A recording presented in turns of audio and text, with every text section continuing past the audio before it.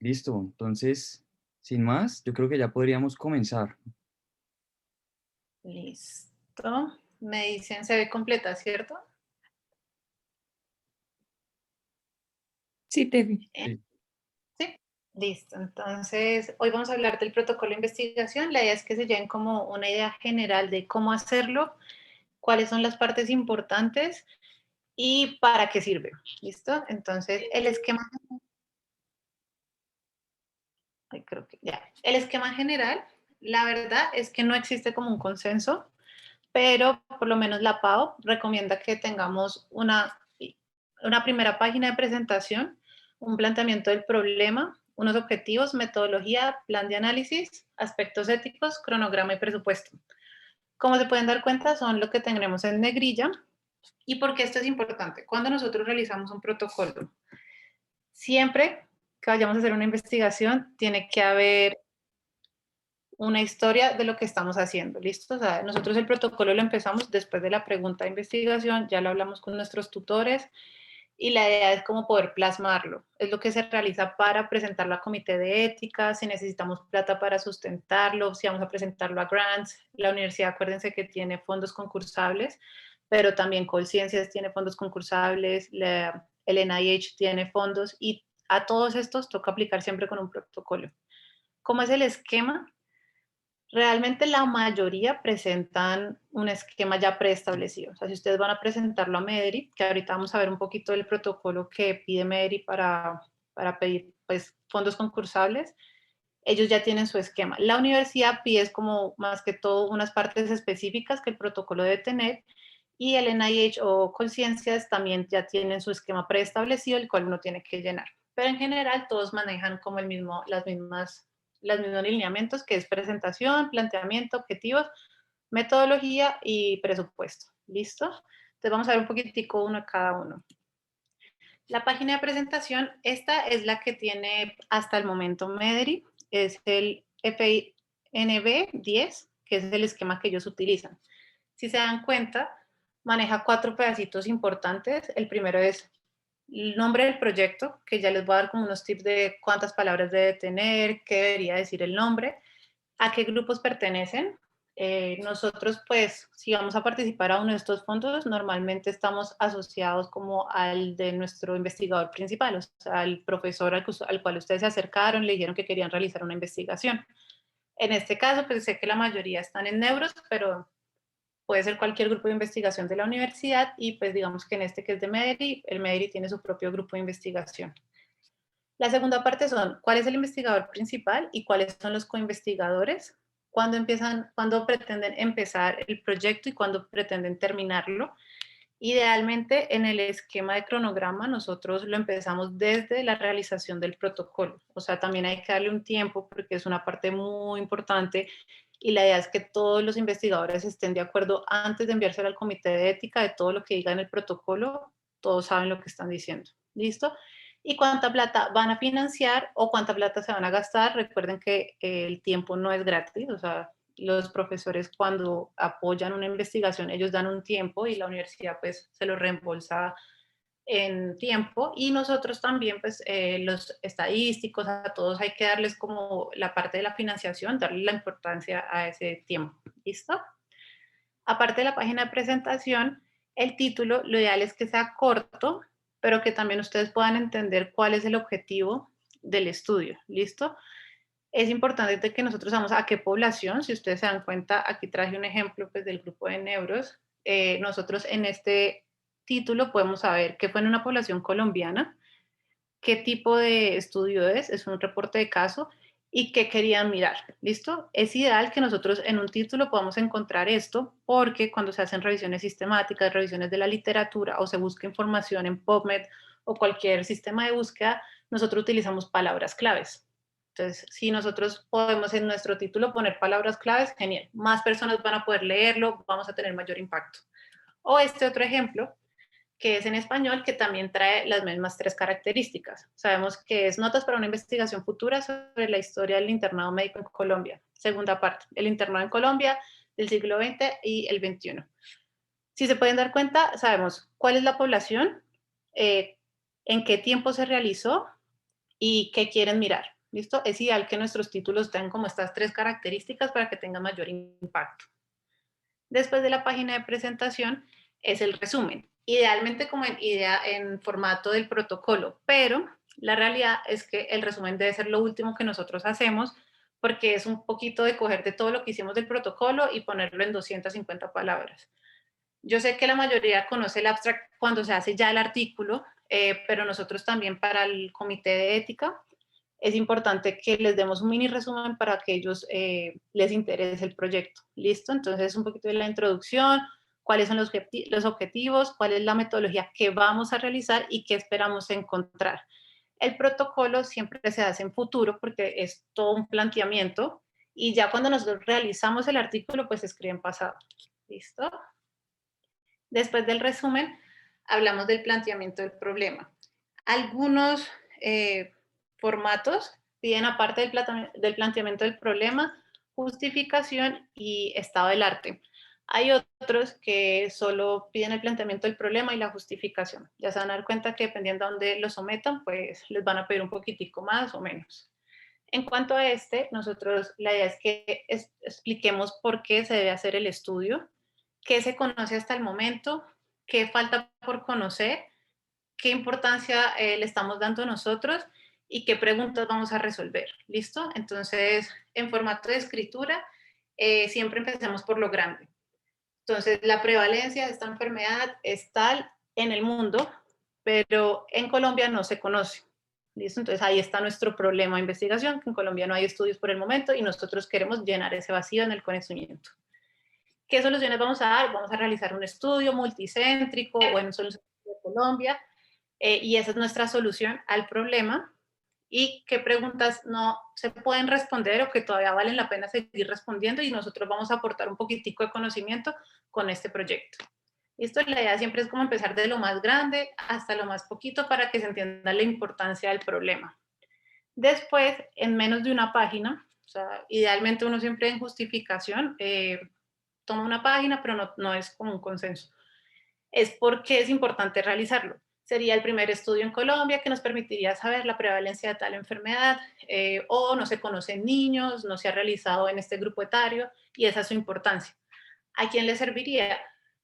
Estos resultados solo se han visto en adultos y se ha tomado como escalas generales para toda la población, pero la realidad es que en niños nunca se ha utilizado y pues no sabemos si de pronto tengan otros resultados y qué se espera obtener. Entonces, es un beneficio tanto para la comunidad científica como para los pacientes. Recuerden que ahora pues está toda la idea de la medicina translacional y es poder sacar de la información que nosotros realizamos como en el laboratorio, que los pacientes también tengan un beneficio.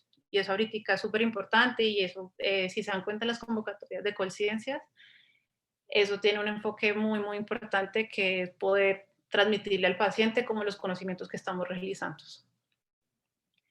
Después está el marco teórico, que es la parte más larga del protocolo, pero es la más importante tanto para ustedes que lo están realizando como para el proyecto a futuro, porque nos serviría muchísimo para realizar la introducción después de que hayamos hecho el proyecto. En el marco teórico, la idea es que nosotros pongamos absolutamente todo. ¿Cuál es la enfermedad? ¿Cómo se diagnostica? ¿Cómo se ve? En qué pacientes se realiza, qué escalas utilizamos, cómo se realizan estas escalas. O sea, el marco teórico es toda la argumentación, es toda la literatura que conocemos para que los comités de ética, aunque a veces ellos no lo leen, pero pues tanto el comité de ética como los fondos concursables sepan absolutamente todo y sepan que ustedes saben de esto.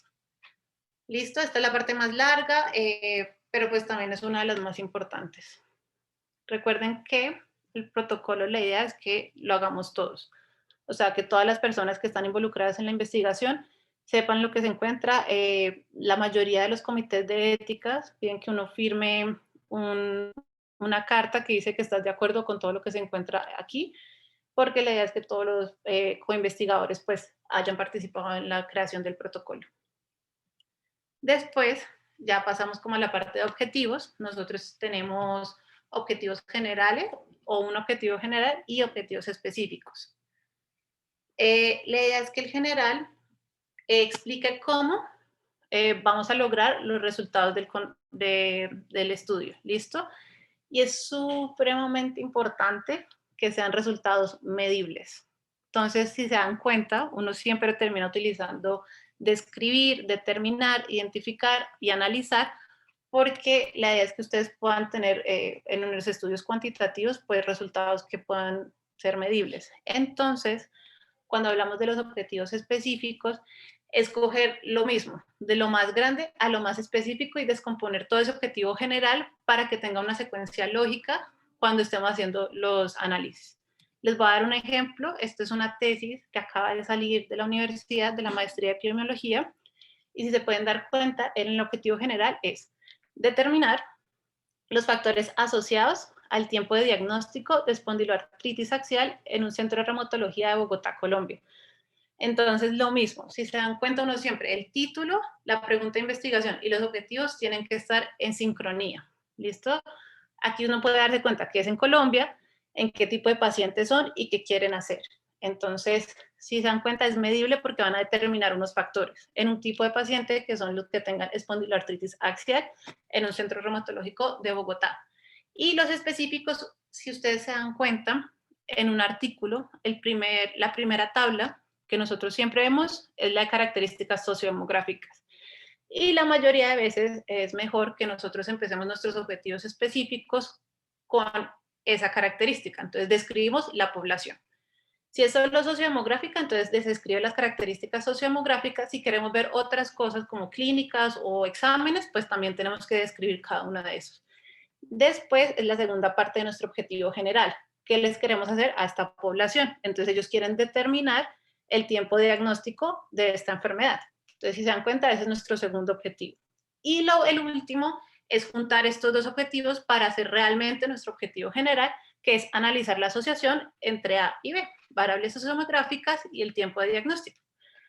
La mayoría de veces ese es el orden que nosotros deberíamos utilizar para realizar los objetivos. No es más allá. Describo en qué población, qué tipo de examen, laboratorio, clínica les quiero mirar y cuál es la asociación entre esos dos. Listo. Después viene la metodología, que es la parte pues más larga y más rigurosa que debería tener el protocolo, pero la idea es que expliquemos un paso a paso de cómo vamos a alcanzar todos los objetivos. La primera parte, a grandes rasgos, es el tipo de estudio y el diseño del estudio. Entonces, aquí les puse igual, yo les dejé las bibliografías, pero es qué tipo de estudio uno va a realizar. En grandes rasgos están los experimentales y los observacionales, y esto es algo que ustedes deben hablar con el investigador principal. O sea, uno tiene una idea, pero como lo vimos anteriormente, para plasmarla se tiene que saber qué tipo de población queremos utilizar, si podemos intervenirla o no, si solo vamos a utilizar una base de datos, y así sucesivamente uno va determinando qué tipo de estudio va a realizar. ¿Listo? Después, entonces, tenemos que determinar nuestro universo, que como pueden ver en la imagen, pues es la población, por ejemplo, todas las mujeres de Estados Unidos.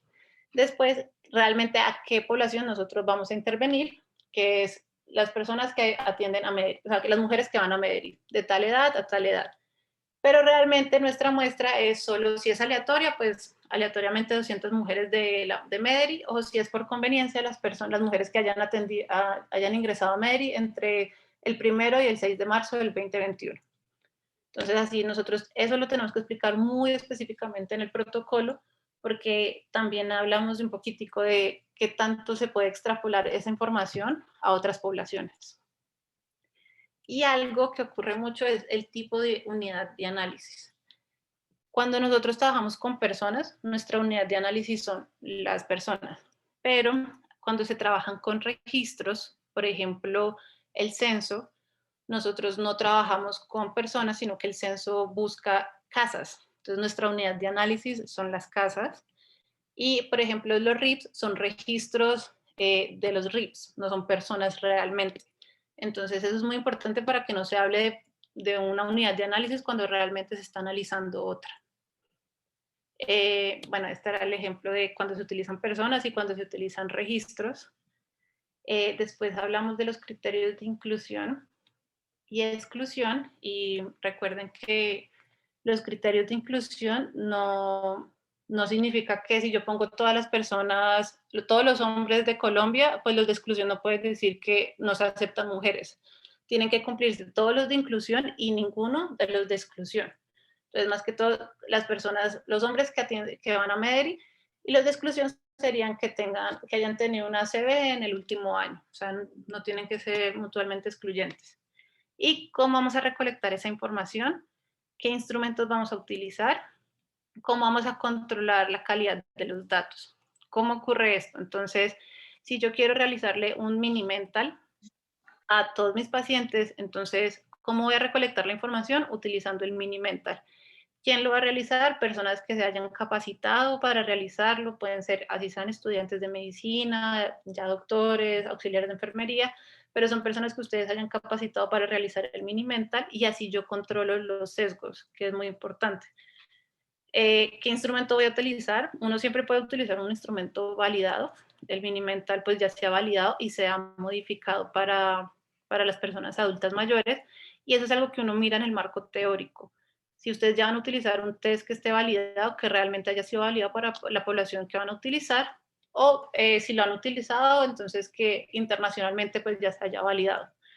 ¿Cómo voy a controlar la calidad de los datos? Pues a todas las personas se les va a hacer un cuestionario específico.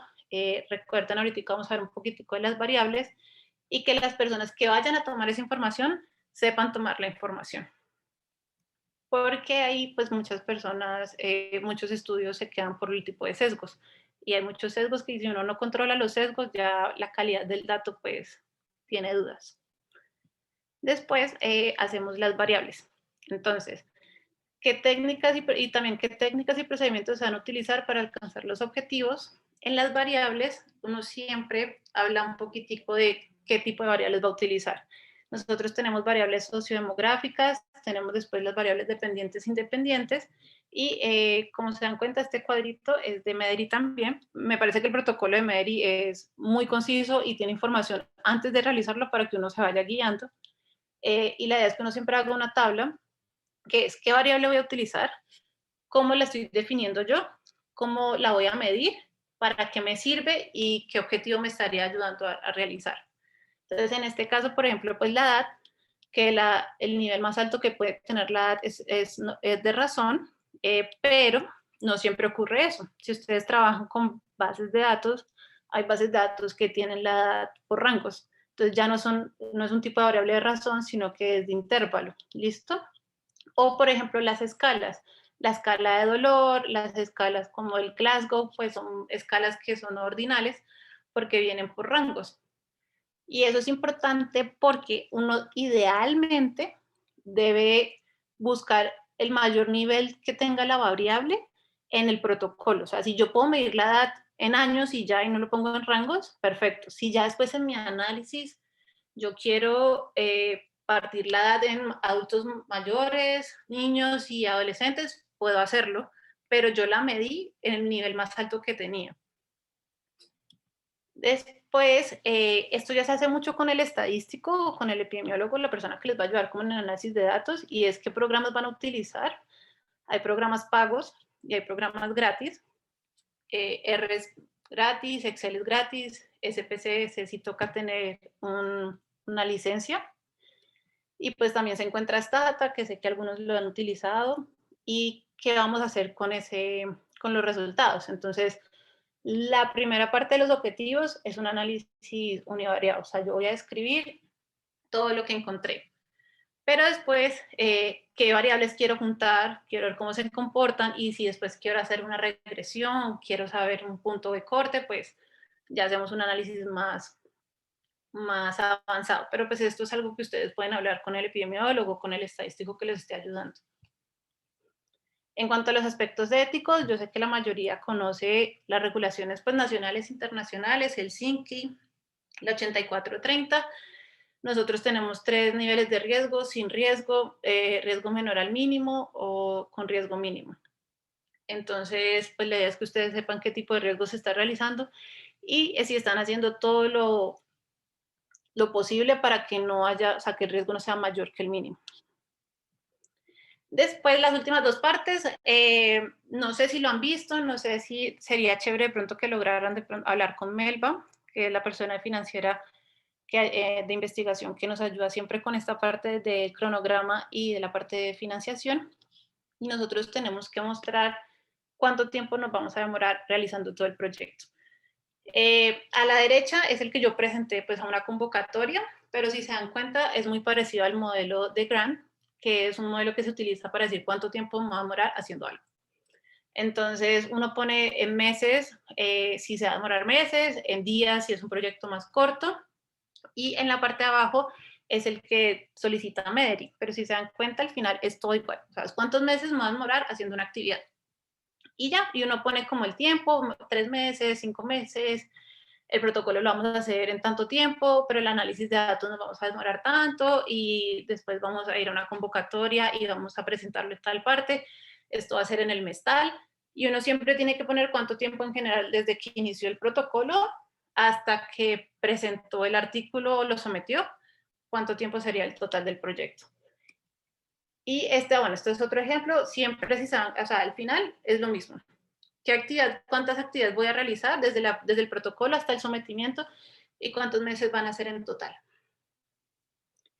Y el presupuesto, estas son como las partes básicas, o sea, el personal, si voy a comprar equipos, si voy a utilizar equipos, qué software necesito o si voy a comprarlos, si son de libre, entonces no lo compro. Si es un trabajo de campo multicéntrico, entonces tengo que viajar a los diferentes centros, cuánto me cuesta viajar, qué materiales necesito. Eh, Nosotros como universidad, pues sí tenemos material bibliográfico de libre acceso, pero si voy a hacer una revisión sistemática y no tengo Scopus, entonces sí necesito comprar como para poder acceder a la base de datos. Normalmente escribimos en inglés, pero si no lo hacemos, entonces cuánto me cuesta la traducción, cuánto me cuesta someter el artículo, si necesito buscar un estadístico, cuánto me cuesta el estadístico, y etcétera. O sea, la idea es que uno ponga absolutamente todo desde el inicio hasta el final, cuánto le cuesta. Y para los que conocen, este es el formato que utilizaba la Universidad del Rosario, pero al final tiene la misma información. ¿Cuánto me cuesta el personal? ¿Qué software necesito? ¿Cuánto me cuestan las publicaciones? No son baratas. Hay unas que, o sea, para someter te cuesta 2 millones y la traducción cuesta 1 millón. Entonces, normalmente uno se gasta como 3 millones publicando. ¿Qué materiales necesito para hacer el proyecto? Si voy a ir a un evento, inscribirse a los eventos la mayoría de veces no es gratis, cuesta 150.000 pesos, 200, si uno no es residente, pues bueno, cuesta más. Cuánto me cuestan las salidas de campo, pero al final uno siempre tiene que tener un presupuesto total. A veces se paga con parte con la universidad, a veces se aplica convocatorias para poder realizar los estudios, pero pues siempre se tiene que hacer un protocolo y poner el presupuesto. Y yo aquí les dejo las bibliografías de donde utilicé la información y les quería mostrar 2 ejemplos.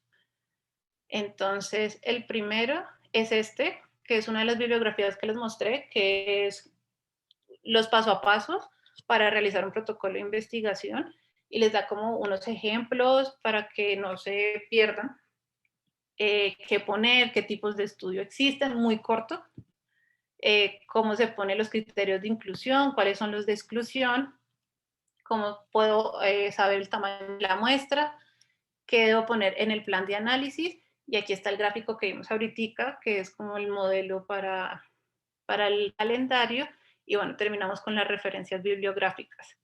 Y acá les quería mostrar el formato que utiliza la Universidad del Rosario para las propuestas para financiación al capital semilla, que creo que es de 10 a 15 millones, si no estoy mal. Entonces, si se dan cuenta, la mayoría de protocolos manejan el mismo formato. Título, qué palabras claves, cuánto me voy a tomar en total del proyecto, un poquitico del planteamiento del problema, objetivos, qué espero encontrar, qué espero financiar con la plata de la universidad y cómo voy a generar impactos. Y lo mismo, los cronogramas y el presupuesto, y eso es todo. Y el de Mederic, que es el que les mostré ahorita, es este, y es exactamente, este es más completo, pero pues trae lo mismo.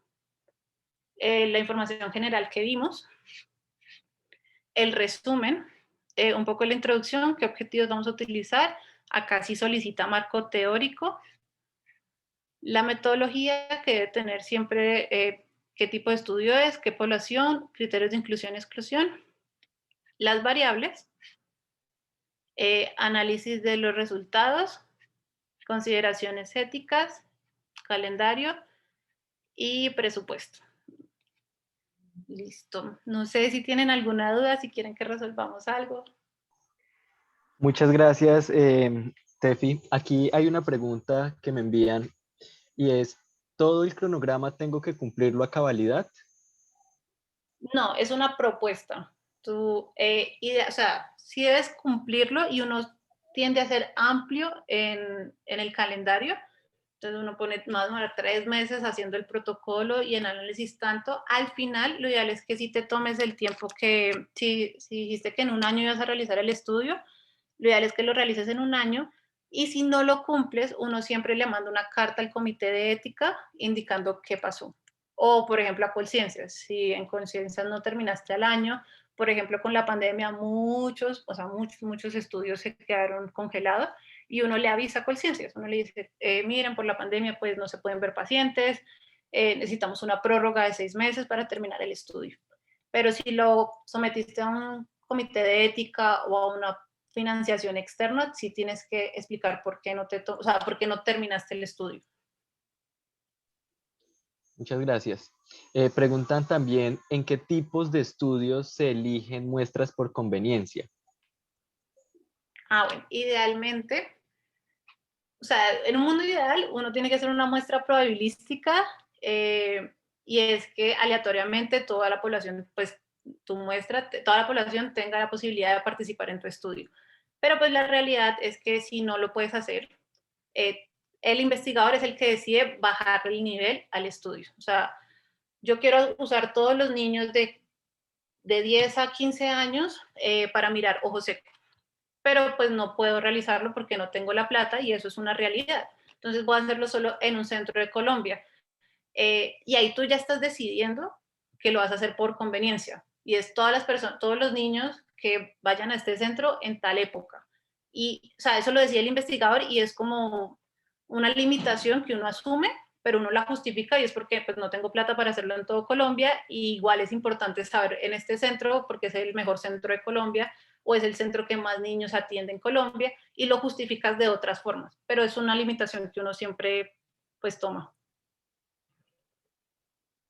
Entendido.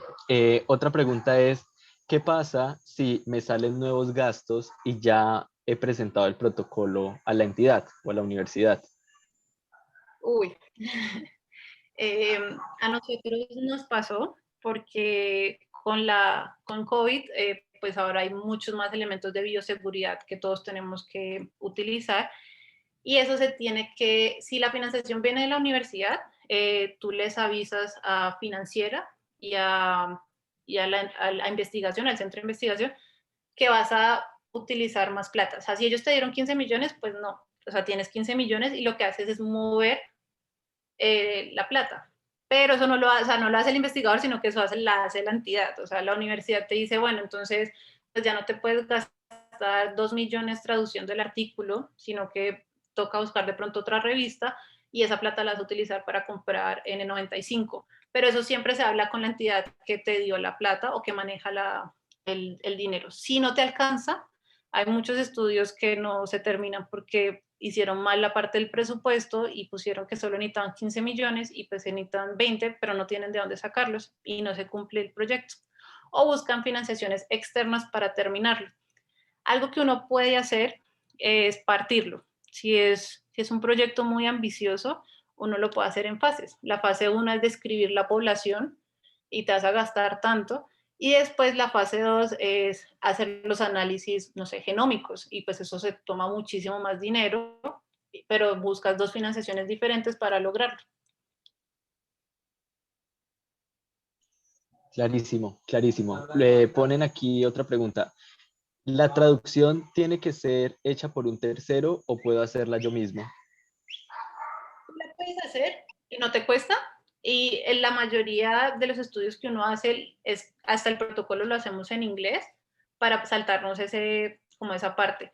Pero pues hay personas que prefieren escribir en español o se sienten más cómodos o los autores principales escriben en español y ahí sí la traducción pues idealmente debe ser oficial. Pero si nosotros podemos hacer todo esto en inglés de una, no, pues háganlo mejor, o sea, se ahorran esa.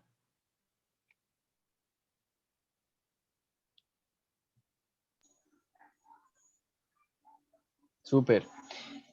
Aquí no me han llegado más preguntas. No sé si de pronto a Nico. Sí, yo por acá tengo otras. Dale. Llegó esta. Para financiar el proyecto, los estudiantes tienen que poner algo. No, no, o sea, el tiempo, que igual el tiempo es dinero, pero económicamente ustedes no deberían poner nada. Algo que sí tienen que tener en cuenta es que hay unos capitales, pero creo que no lo tengo acá. Hay unos capitales que solo te permiten un tipo de presupuesto. Entonces, MEDERI o la universidad te permite pagar el estadístico, pero hay unos que no te permiten pagarle refrigerio a los pacientes. Entonces, algo que sí tienen que ver es qué plata les están dando y para qué la pueden utilizar. Pero los estudiantes lo único que, o sea, lo que tienen que poner, que igual es muy importante, es el tiempo, pero no plata. Perfecto. Y por acá te tengo otras dos. Uno, pues, ¿cuál fue tu primer acercamiento a la investigación? Y la segunda sería si te pudieras dar un consejo a la Estefanía Zapata del pasado que está comenzando en todo lo de investigación y epidemiología, ¿cuál sería? Mi primer acercamiento fue en sexto, que nosotros hacemos el año de profundización, y yo empecé en cero. Yo lo hice en el CREA, y pues ustedes saben que el CREA igual investiga muchísimo, pero fue mi primer acercamiento en bases de datos, en cómo hacer un protocolo, en qué debería tener. Pero realmente igual, si ustedes quieren empezar, lo que yo siempre digo es acérquense a un profesor que le tengan la confianza, o por lo menos ustedes sepan que es así de bueno, pues por ejemplo la doctora Alejandra de la Torre, y le dicen, yo quiero investigar, este tema me parece interesante, no sé por dónde empezar, y la mayoría de los profesores de la universidad tienen la disposición. Y un consejo es que uno nunca hace esto solo. O sea, normalmente hay más personas como uno que quiere investigar, hay grupos de investigación y siempre son más de 2 personas, y la idea es que uno haga un protocolo siempre en conjunto. O sea, esto es muy largo y hacerlo solo les tomaría meses. Pero si ustedes tienen un buen equipo de trabajo y se reparten el tiempo, lo pueden sacar en menos meses, porque igual nunca se hacen menos. O sea, y ténganlo en cuenta, uno siempre quiere sacar un proyecto en un mes y la realidad es otra.